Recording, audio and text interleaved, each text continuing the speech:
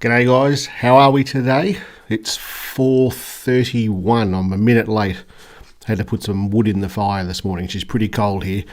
It's, what is it? It's 4 degrees, so that's roughly 40 in you American numbers. 40 Fahrenheit, 4 degrees Celsius. Pretty much the same sort of thing there. It's winter here now officially, so for me that's means we've got lots of astrophotography that we can do, and it's usually pretty bloody cold. The downside is that it's usually a bit wintry in that there's a bit of cloud and rain and crap like that. How many have we got in here? Let's have a quick look. 3 people. 3 people. Too early for you guys. Say g'day if you're in here, guys, and we'll get cracking along. We've got a few things I want to talk to you about today. There's at least 4. We'll talk about the Pixel. We'll go through some of your photos here. And there's someone I want you to let's just say, to introduce you to someone who's, he doesn't know he's being introduced, but he's a bloody good photographer. And it's very relevant to what we do here on this channel. So I'm pretty keen to show you guys what this guy actually does. It's pretty impressive. So those of you with Pixels, there's the new Pixel drop, the feature drop that's happened this month. Gave you an update, or gives you an update. Not everyone has it yet. To Astro-lapse, which is time-lapse photography with astrophotography built in. So if you have a Pixel, or if you know what a Pixel is, chances are you do, because if you're watching this, you probably know. Is that they do things just dead set easy. So gone are the days where I would trample out into the bush and set up a tripod with a DSLR and try and get focus and try and stay everything stable and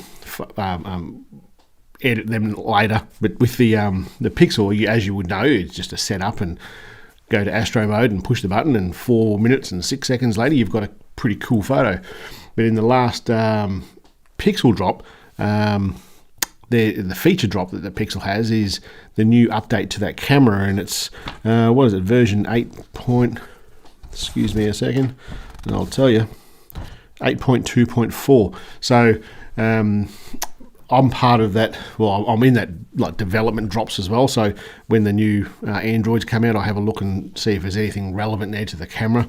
There hasn't been so far, but this is the first thing on the Pixels that has been pretty impressive. And if you've got a Pixel and you can't update it, just wait. Like, they're rolling it out across the world. And you just go into the Google Play Store, go to Gcam, and it'll show you there that you've got Gcam on your phone. And if it's got an update button there, hit the update. If it doesn't, check back later. It'll have it there. It'll come. If you've got a Pixel 3 and later, it will come. So be patient. When it does, you use the camera exactly the same way. Your resulting image, though, is a little bit different. So as you know, when you take that photo, the Astro photo with the Pixel, you will get a 4 minute and 6 second photo. So it's like 15 or 16 images of 16 seconds each, and that layers them all on top of each other to eliminate the noise and gets more detail in it. And it's a bloody good astrophotography camera.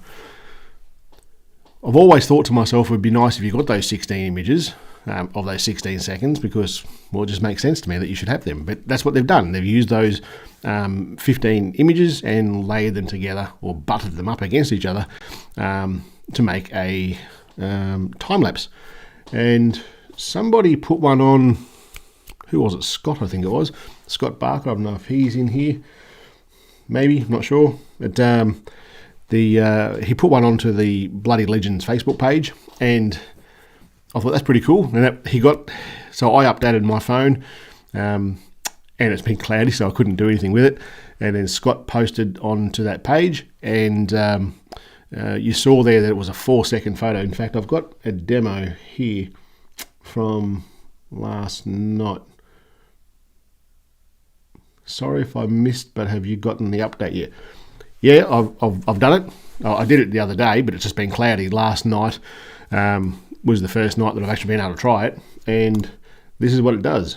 So the image on the left hand side is that 4 minute photo, the image or the video on the right is the time lapse from that. And I think from a time lapse point of view, even though that's only like 1 second, 2 seconds long, maybe 3, maybe 4, 1, 2, probably 4 seconds long, that's not too bad. I think that the detail in that, well, I shouldn't say it's not too bad. It's a bloody phone, for crying out loud. I think that's really impressive. And what would make that sort of thing more impressive is if there was, I don't know if you've seen Scott's photo. I'll just go and have a look over there.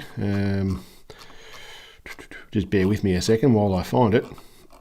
I'm over on the Facebook page. There it is there.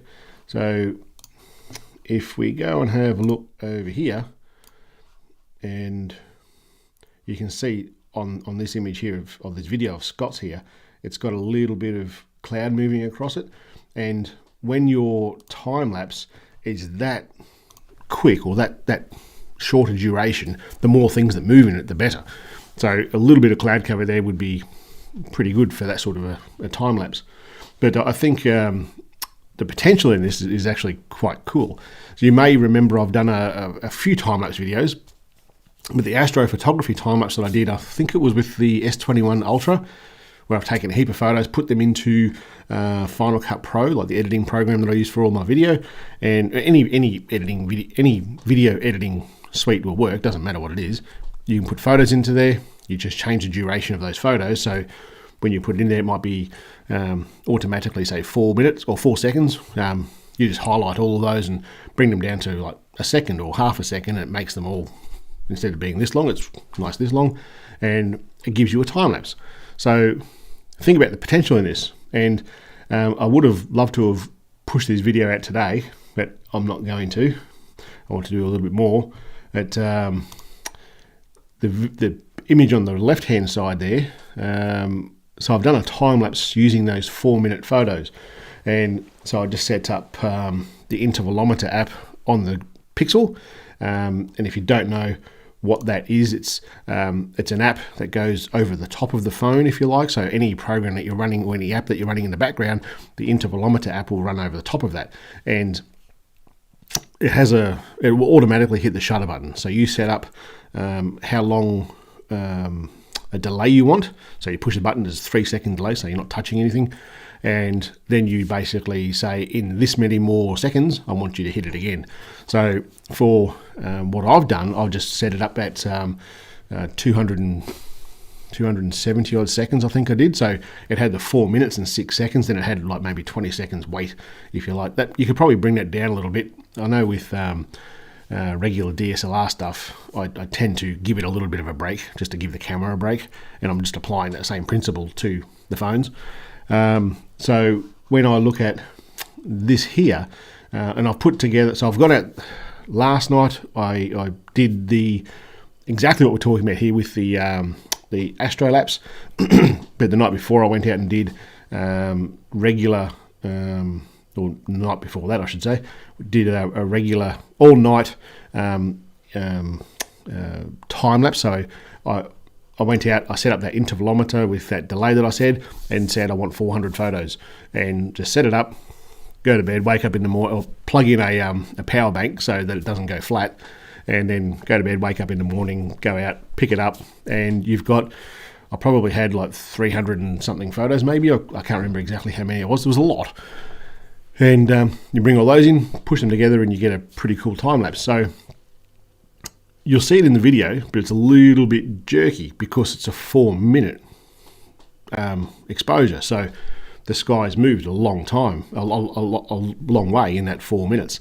So it's a little bit jerky.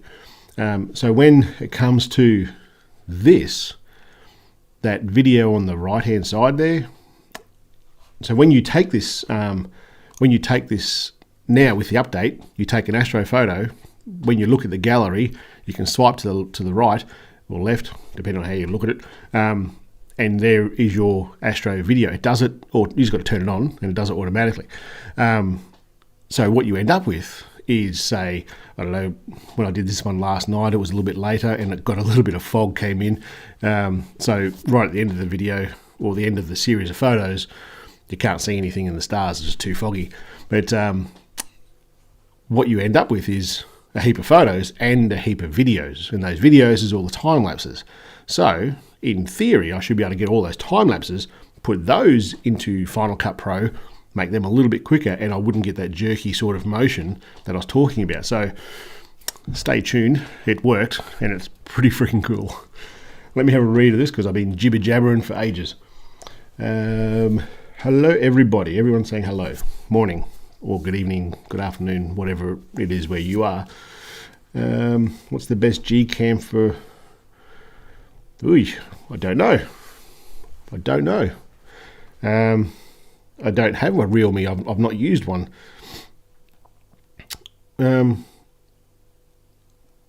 If you only want it for the Astro though, I believe that does a pretty good job anyway of the Pro mode. So I would just treat that just like what we've done with everything else, with like the Galaxy S21 Ultra with 30 seconds and 3200 exposure. I would certainly try that. Is there a reason that you want Gcam? Let me know. Is there any Gcam for Exynos? There is. I've put Gcam on my S21 Ultra and it takes regular photos, but the reason that you want Gcam, I'm assuming, is because it does kick-ass astrophotography stuff, and every time that I've used that with my Ultra, it just crashes. So I haven't found one yet that does, and I've used a lot, I've tried a lot. There's been probably 4 that I've tried, so just downloading that, what they call it, APK, is that right? I don't know, bloody Android things. But anyway, download that and manually install it, and it works for regular photography, but I've not found one yet that works with the Astro mode. Just haven't found one yet. Apparently the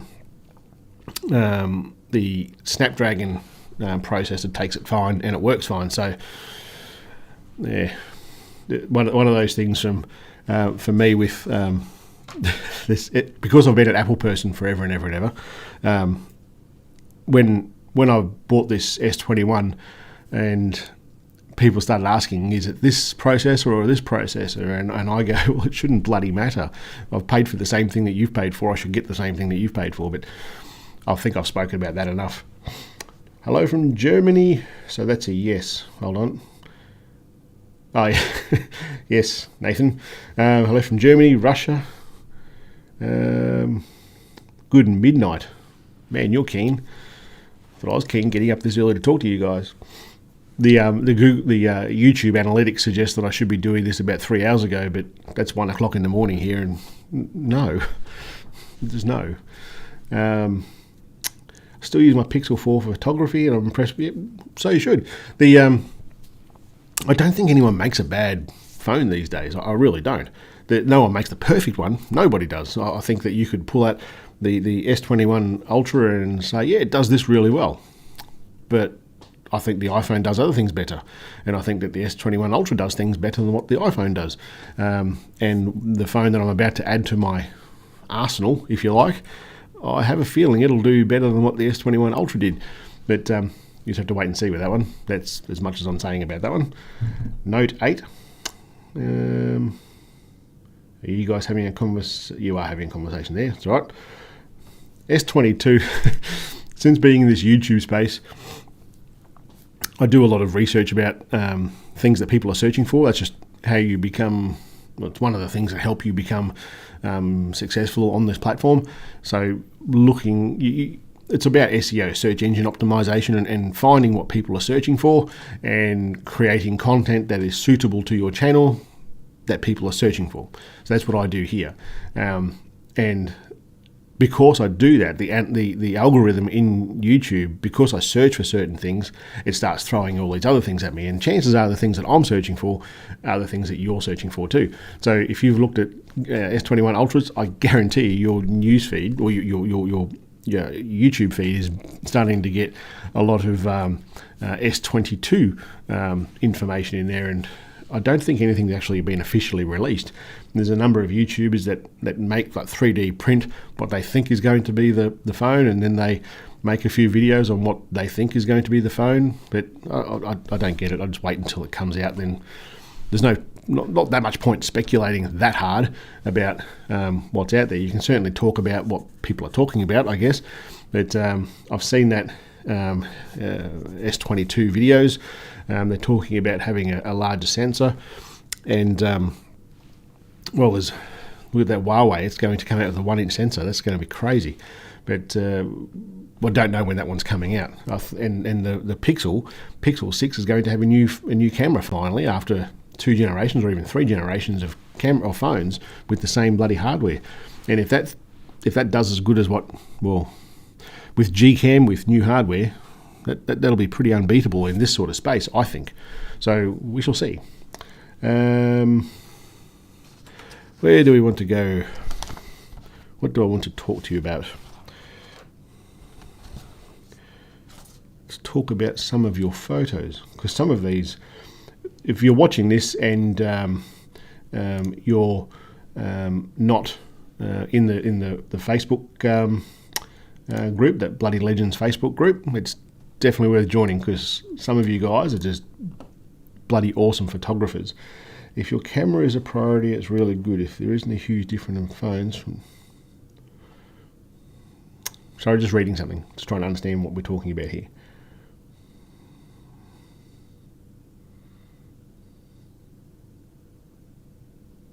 Oh, we're talking about S22.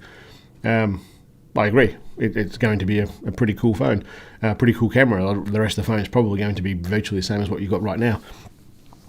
In saying that,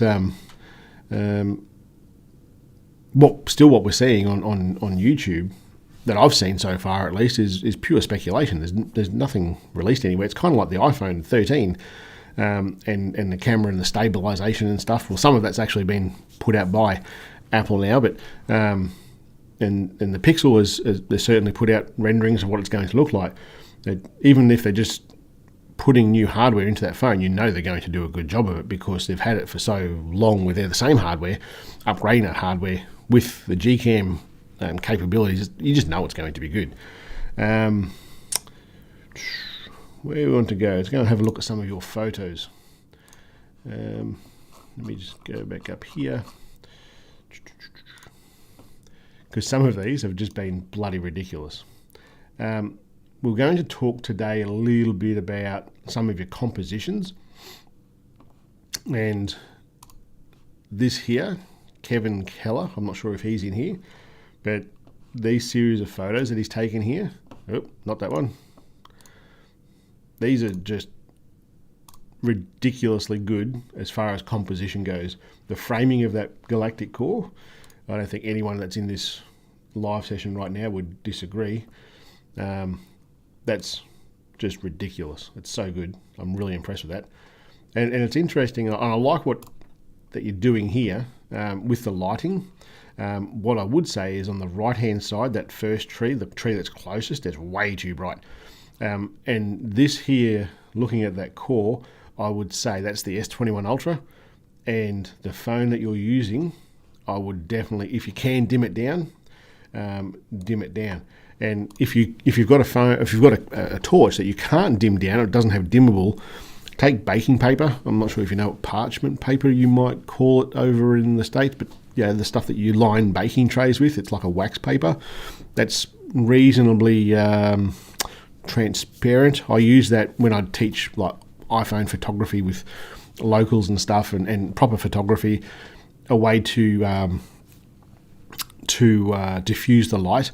So quite often, even before I had a phone that wasn't dimmable, I would get that parchment paper and fold it in half, shine the light. It's not quite dark enough, fold it again so it's 4 times the thickness, and shine it again, and do it again 8 times the thickness. So it's a lot of paper there in front of between the light and the subject, and hit it with that again. It's really faint, so it's a way of doing it. But looking at that photo there, I would say that it's just a little bit too bright. If I had to be critical of what you've done there, it's a little bit too bright. It's blown out that really bright green on the right hand side, and I think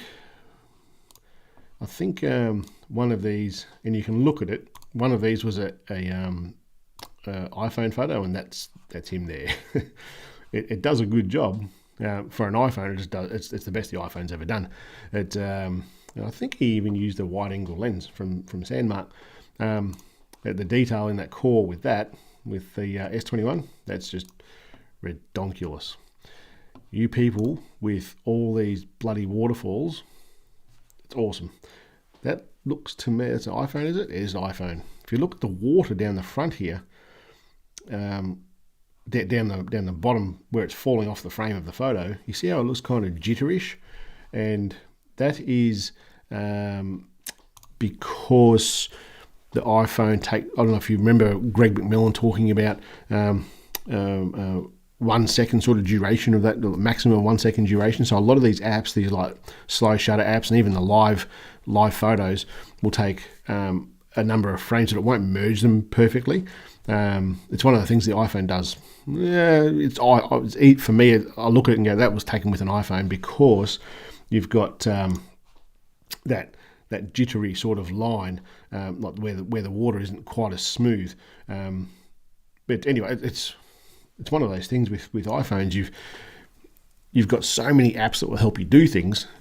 If you had a full manual app that went for 30 seconds, you would have that shutter open for 30 seconds. You wouldn't have those dotted sort of lines there. When you do your light painting with cars and stuff, it's really obvious. Hello from Sweden. Join us on the Bloody Legends Facebook group. So let's have a look at, no point you looking at my head while I'm trying to show you things over here. This looks like a James Culver photo. It is a James Culver photo. Andromeda. Oh, he's up there in the sky. I see there. That would have been better with a telescope, dude. You've got a telescope, for crying out loud. This photo here. Who's that? Jason. Is he in here? What I'm liking about the phones do this. Pretty much all phones do this really well with the foreground elements. And there's a couple of photos. In fact, the thumbnail that I used for this live stream has got a really good example of this. But I like how it's got that quandary there. Was that 14,000 feet?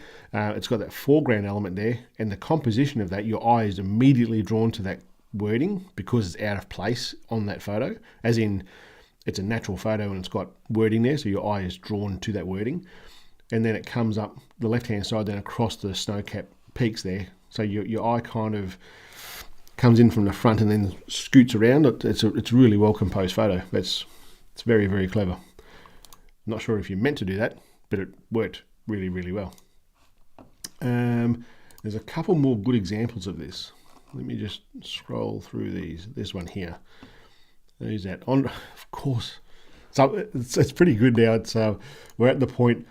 We're at the point in our relationship when I know who took these photos, because everyone has a certain sort of style or technique. When I look at a photo, I go, Andre took that, or Scott took that, or Patricia, hope I'm saying that right, took that, because not saying no one else is good photographers, but they all have this really unique sort of style about them that I look at the photos and I go, that's who took that. And then you read the name and you go, yeah, it's cool. It's a little game I play with myself, if you like. And that there's with that foreground element, and it's the horizon's just a little bit below that third if you had to be picky, but he did this one here as well. That's just it's really well composed photos. And this is the best one, I think, because that foreground element is in focus so well. And with all the phones, the closer you get to that subject in that sort of a photo, that will blur that background. It'll give you that bokeh look. If you didn't want to get as close to that foreground element as what he's got there, if your phone's got portrait mode, use portrait mode. It's not just for people, it's for anything. And the phone will, depending on the phone, they all vary in their quality, if you like, of the bokeh look, or the blurred background, the depth of field look. But they're all getting better. And I think certainly this year, all the flagships, if you like, all the big branded phones, they will all do this incredibly well, I believe. No. Patrick? Really? that's cool. You're a gun photographer regardless of what your name is. You always take bloody good photos. Let's head back over here. I see what we've got going on here is a lot more, because here we're into winter now, and where most of you guys are, I'm assuming it's the summer, and you're all out there taking all these lovely sort of outdoory, flowery photos and landscapes and stuff, and here I am going, it's bloody freezing. What are you doing, you bloody idiots? You're out there in the freezing cold. We're getting it. It's funny. I'll get out here and just do those nighttime photos at the moment because the day just looks miserable. And you guys are out there taking some wonderful, colourful photos and stuff. It's kind of cool. I see there's a lot more flowers. What Greg did here, if you haven't looked at these photos here and the write-up that Greg has done here, and if you're into flower photography, it's definitely worth checking out what he's had to write about there. And I think he even did a screen grab in the comments of that post of changing the focus point in these photos. So you can see that the foreground there is focused, and the back, the photo in the flower in the rear there is focused in this one. And the way that he did that, I think it's definitely, if you're into flower photography, definitely have a look at that. He's he's a bloody good resource, Greg. He's got that podcast. He messaged me earlier and said, can I throw it onto that, our Facebook group? And the one that he's just put there now, it's long, and it's about the what's it called? Every time that you were saying, I don't know if Greg's in here, but every time that he was saying in that podcast, I'm thinking like a wrestling or something. It's talking about all the developer drops from Apple. But if you're not an Apple person, don't stress about listening to that one. But the other video or the other podcast that he does, it's entertaining. I've learned quite a few things from it. So go and check it out if you haven't already. Duck back in here. So the reason I was talking about those flowers there is that he demonstrated what you could do with that incredibly well. There's a lot more sunsets that I see happening here. This sort of stuff. Clearly, the people who are taking these sorts of photos, they don't need tutorials because they're bloody awesome. That's a name I haven't actually seen before. Martin Bishop. And that.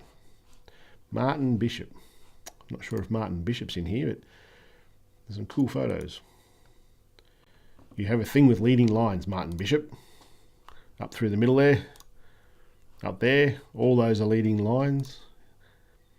Martin Bishop is a leading lines photographer. And there's nothing wrong with that at all. They're really good photos. I wonder if that's one of his too. I'm looking at this creek going up the side there. Yes. Leading line photographer. If you looked in the textbook of leading line composition, you're going to find photos like this. And Martin Bishop's name will be beside it. Not that one, forget what I said. That one, yes, absolutely. So did want to show you these. Like, you've all seen these photos before, I'm sure. Who did this? I'm not sure if this Lance is in here. That was an ex-army fella. That's a good piss take, man. I like that. That made me chuckle. But anyway, what could I say? You're an Android person with your blinkers on, and you don't want to look at anything else. But that was quite cool. That was pretty funny.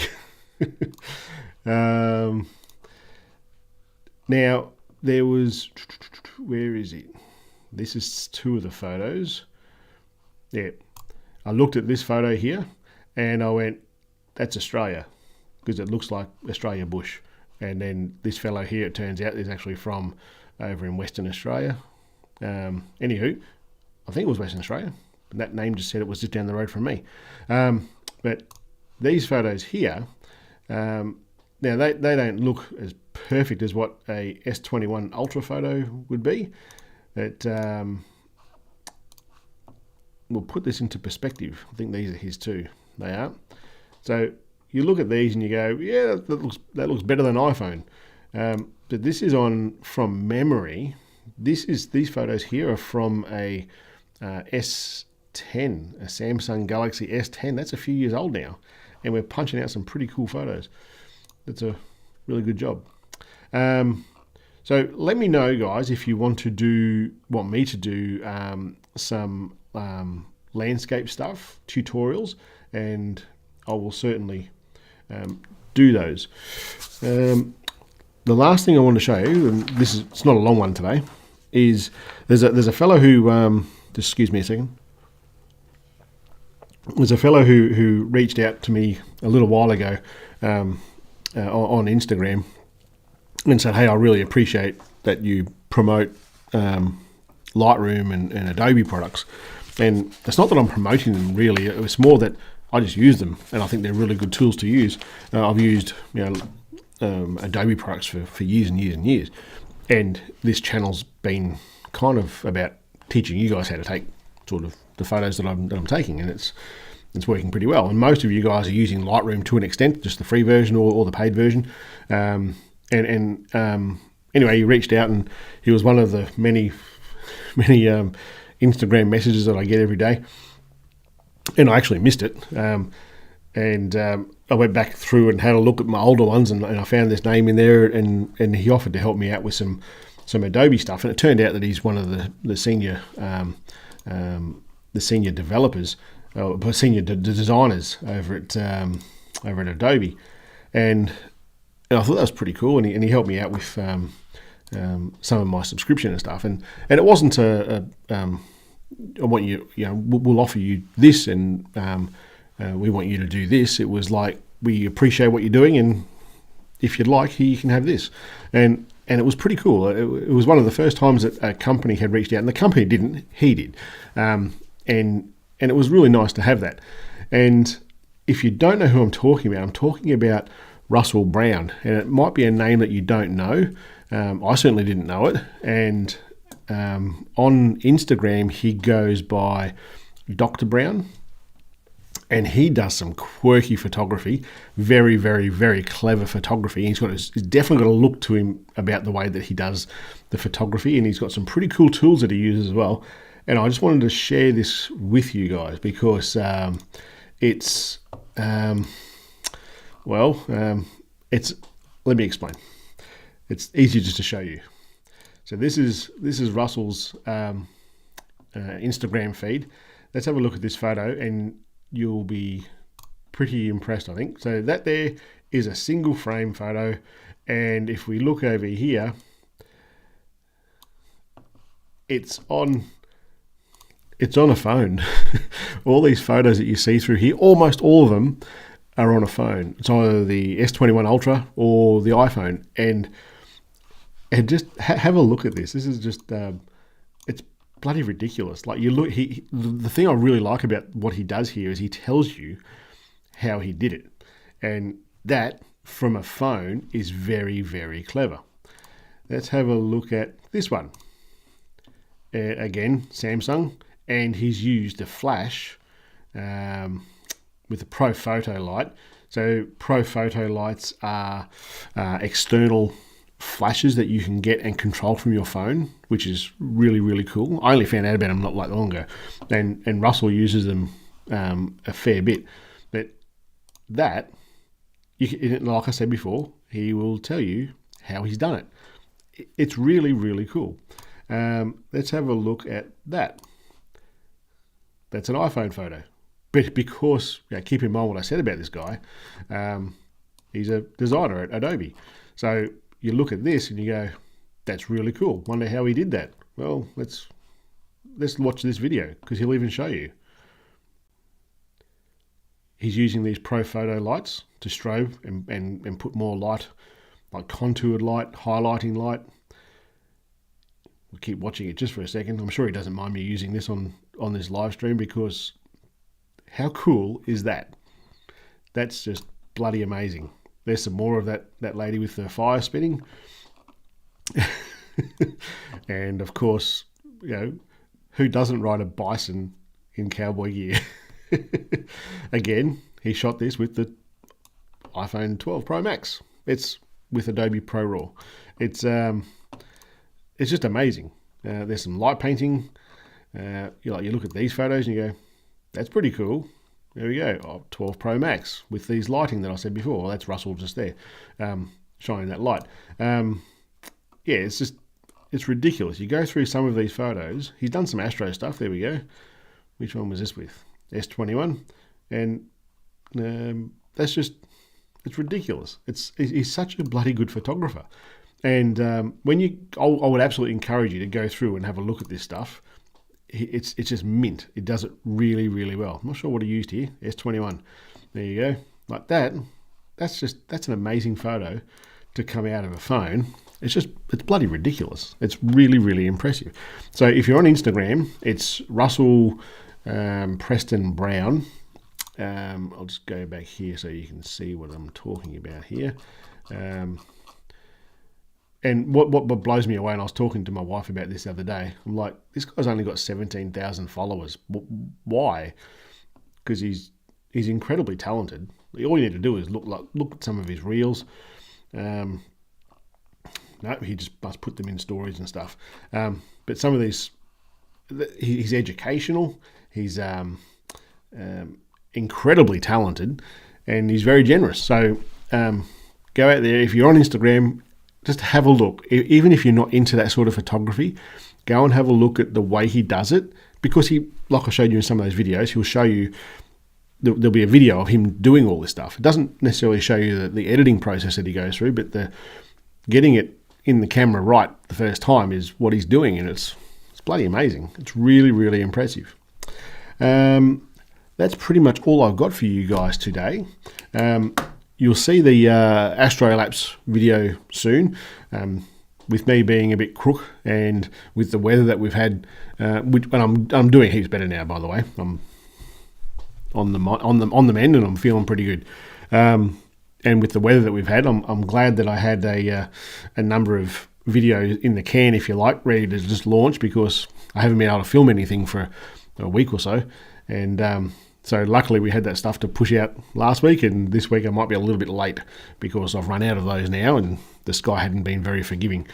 So anyway, you'll see something probably this afternoon. I'll finish off editing this Astro-lapse video, and I'll punch it up there this afternoon, so you'll see it in probably, 10 hours or so. And that'll be it today, guys, and I'll see you in a live in 2 weeks. Stay safe, and I'll catch you later. See you.